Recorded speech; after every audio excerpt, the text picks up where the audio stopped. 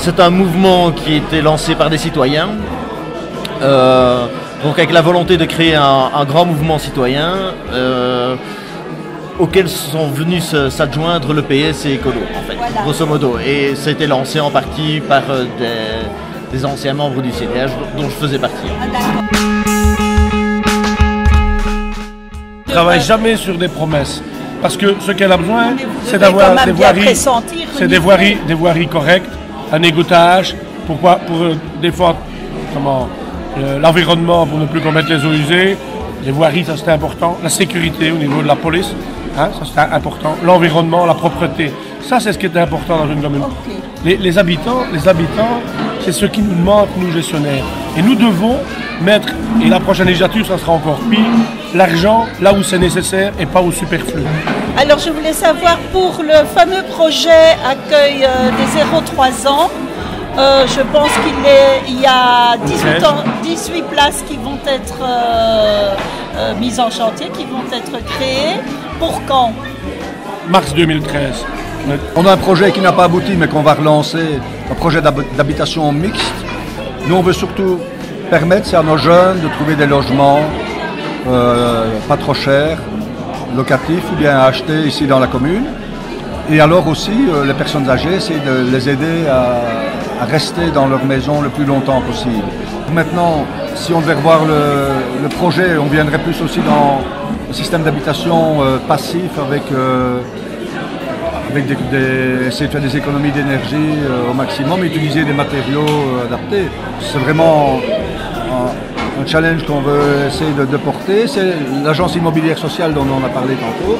Nous, on veut vraiment la mener à terme.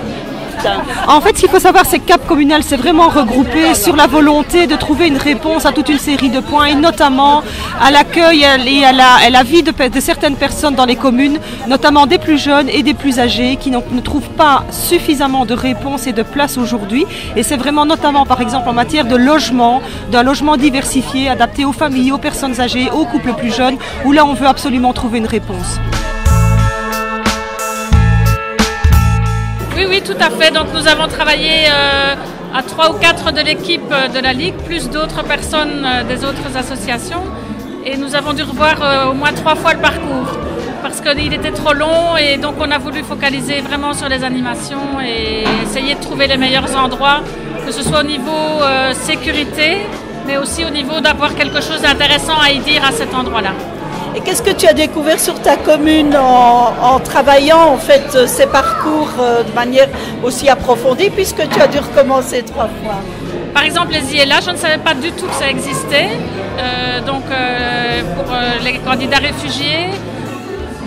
La première chose qui me frappe, c'est qu'on est à 10 km de Charleroi.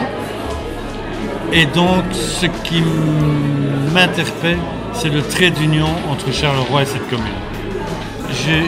J'ai trouvé un climat de dialogue très tendu. D'une part, une liste de la majorité du bourgmestre, où il n'y avait qu'un bourgmestre.